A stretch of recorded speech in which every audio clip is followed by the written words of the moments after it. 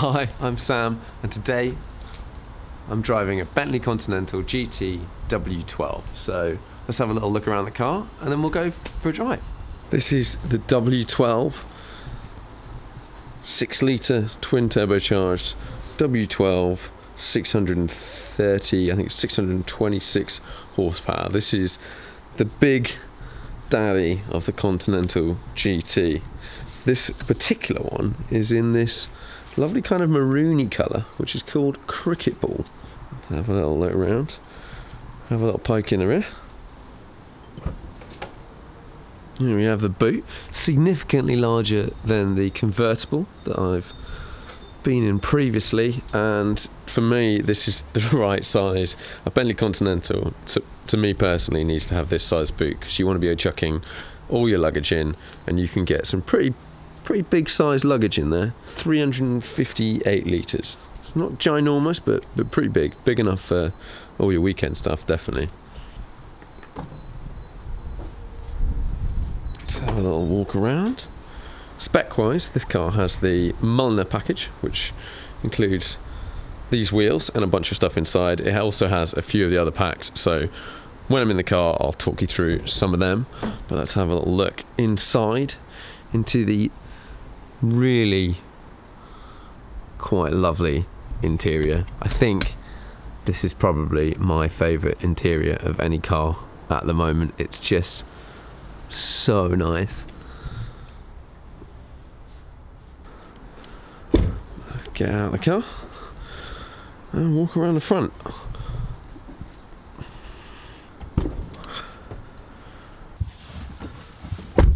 Right, inside the car, let's just do a couple of details about this particular Continental GT, not this one. So this car, let's go just run through some of the specs. This is in the cricket ball colour.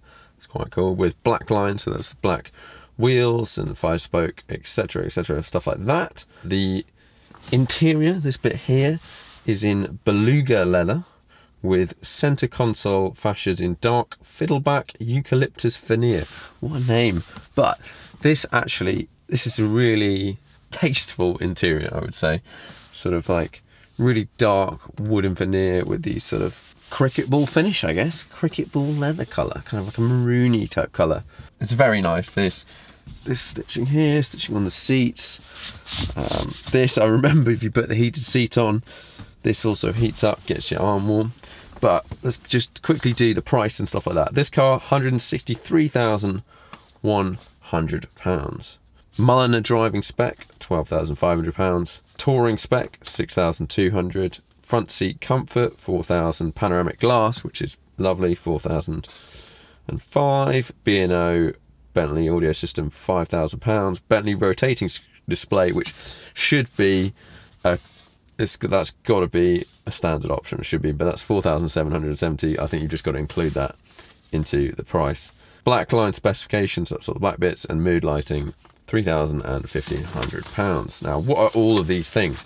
The Mulliner driving specification is the quilting to the seats, the diamond stitching here, indented leather headlining around here, it's quite nice. Sport pedals, got Bentley written on my pedals, metal fuel filler cap, embroidered Bentley emblems, guessing here. It's all quite nice, those bits. Touring specification, these are bits that you might find when you're driving. Lane assist, a light on here on the wing mirror, I've not seen it before. It's like it properly flashes up when there's something in the way. Adaptive cruise control, always nice. Bentley Safeguard Plus, I'm not sure what that is, but that might maybe stops you driving into things. Night vision, we used that when we took the V8 to Sweden at night, and it has thermal cameras, and it was exceptionally useful in that scenario because they have lots of animals, large animals, that run out at night across the road, and with the thermal camera you can see them before you can visually see them. So that was quite helpful. And if you're making, if I was lived somewhere that had lots of large animals that ran out and I drove at night, I would definitely tick that box. Heads up display, very nice. It's got your navigation when you've got it on it. It says turn left, all that sort of thing. Great front seat comfort. It's like an adjustable headrest, cushions, side bolsters, ventilation, all that sort of stuff. City specification, it's like camera, traffic sign recognition, city assist, pedestrian warning, reverse traffic warning, auto dimming mirrors, hands-free boot opening. I haven't tried that. I imagine you can wave your foot under the back or something. And then we've got the black line, so there's various bits in black, and ambient mood lighting. That is all of the specs. Right, let's go for a drive.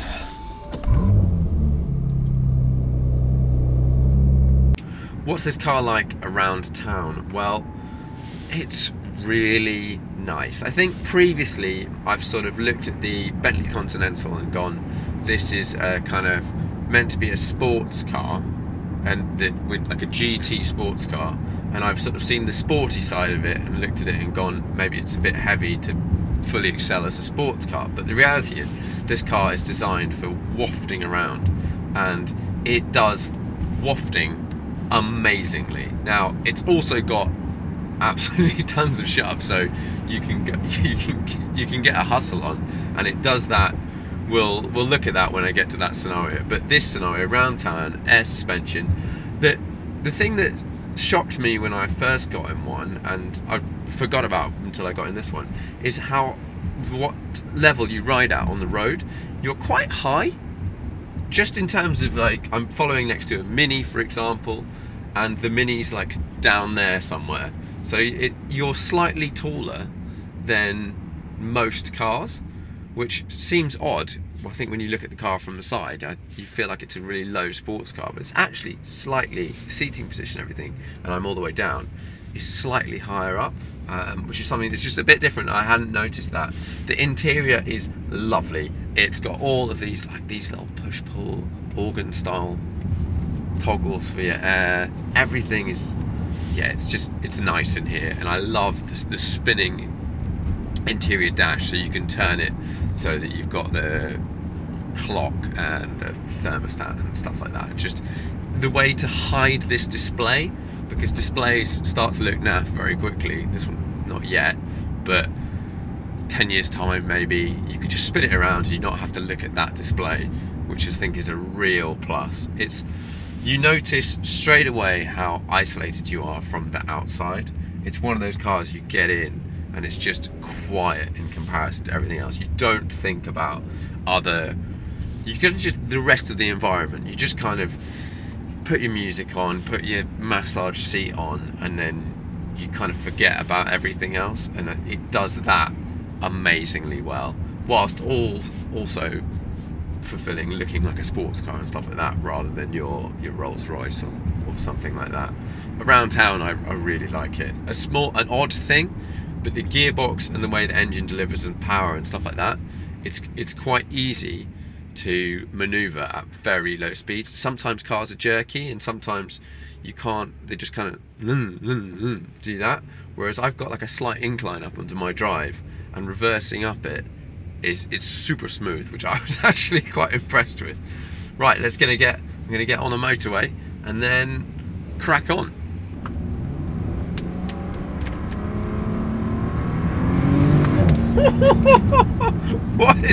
What is this car like when you get on it a little bit? Well, just got to a 60 limit and started to push it, and up until this point it feels like heavy, but like really comfortable, sort of cruiser type thing.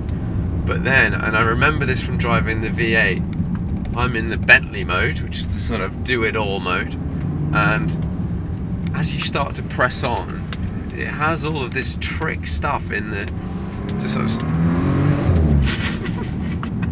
okay, this is a quick car, and it does an amazing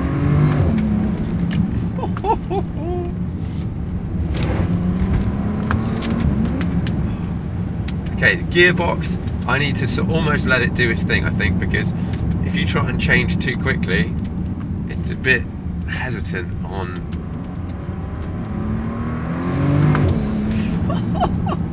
the shove.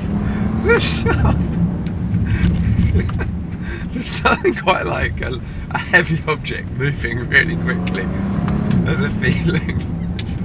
It's pretty good. This car does the both things. It does the sort of crushing pace down a road. I'm in the wet. I feel pretty relaxed. I'm pushing it too hard, but as you can see, grin on the face. And then you slow down a little bit, and you're back into your serene environment with your tunes on, and off you go.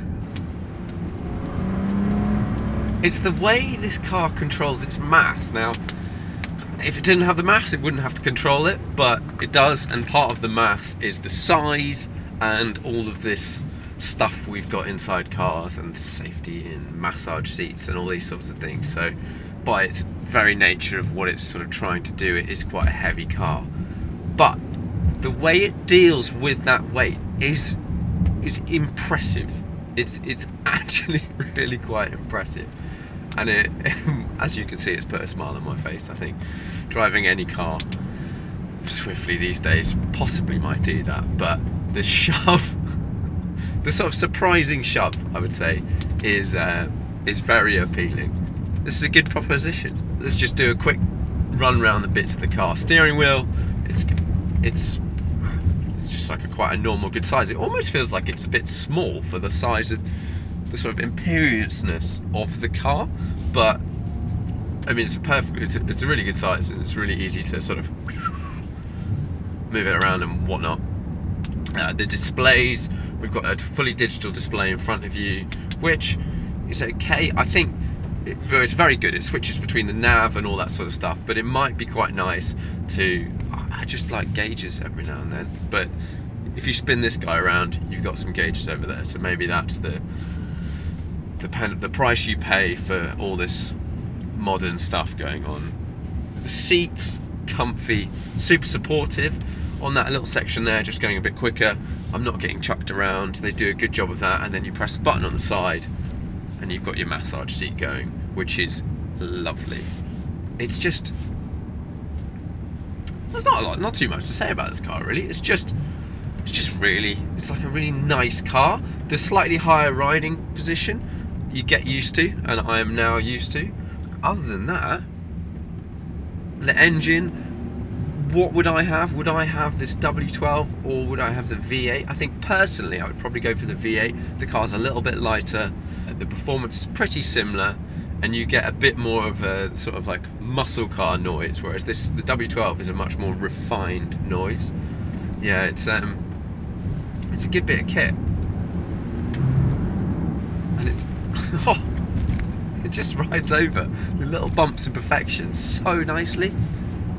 What are some of the other things, like the livable things? Boot size, I'd say the boot in the convertible is okay, but then like all convertibles, that is it's a massive sacrifice to have the convertible, and you can fit luggage in, and you've got this space behind the seats here, so it's not too bad. But I think for me personally, I couldn't have the convertible, even though it's nice to have have the roof down occasionally, because I like, if I'm going on a road trip or whatever, I like to be able to just chuck everything in the boot, and the boot size on this, 360 litres, something like that, is decent, better than most stuff in this space. So let's push on a little bit. MPG, not a lot in this car. 26 on the motorway.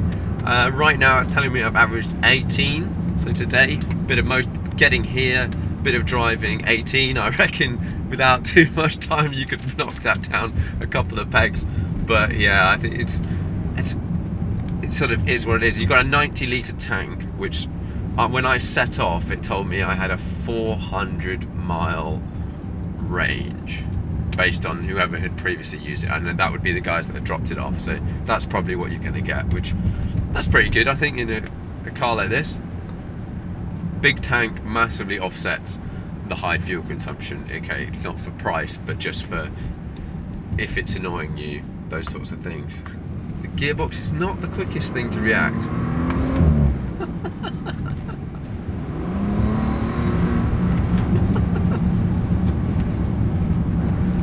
Actually, like when you go quicker, it does come together, and I feel like people say that too much, but dynamically, yes, it's large, yes, it's heavy, but it does rip apart a road like this in the wet really quite well. There's something about being that slightly bit higher up that I'm not sure about, but yeah, it's good. It's good, this thing. I definitely often judge cars by what I'm expecting, and I love lightweight sports cars. But right now, I think I'm sort of getting a bit older, and I'm starting to appreciate comfort and just the ability to get in something, because I spend a lot more time on track these days. Get in something and just cruise, and then okay, maybe every now and then you get to the right road and you give it a bit of the beans, but most of the time you're not able to do that. So why not have something like this? Yeah, it's an appealing proposition. It's an appealing proposition. And that's it. That's a wrap with Bentley Continental GT. Summary, what do I think of it? Well, I think you've got to get into the frame of mind of that car. Like, what is it about? And it's about covering distance. It's about cruising around town in like plushness. That's it. Like, it's got 4 seats. You can put an adult on the back, no problem, and it's got a decent amount in this form of luggage space. Now, personally, would I have one? I don't know. I don't have a need for this sort of sector of car, really, because I don't have kids, so I don't really necessarily need to have 2 people in the back, so I would maybe lean towards something like a 911. But the interior is amazing. The interior is super nice. The ride quality with the air suspension is lovely, and with this engine in, and even in the V8, when you do want to get on it and have a bit of fun on the right bit of road, it is engaging and it is quite fun. The gearbox is optimized, I would say, for all of the other stuff other than really pushing on, because when you pull the paddle to change down, it's a bit delayed, it's not perfect, but you can still have fun. I was sort of switching between leaving it in D and then pulling the paddles, but you've got to not try and overwork the gearbox too much on the downshifts, otherwise it just gets really slow. But it is a monstrous powertrain in a very usable package, and overall I like it. I think it's a cool car. I would personally have the V8, a little bit lighter, a little bit less money. I would definitely have it in the coupe form, not convertible, because I want this. If I'm gonna have a car like this, I want luggage space, and you have to have the coupe for that. But overall, really cool thing, and yeah, definitely worth a drive.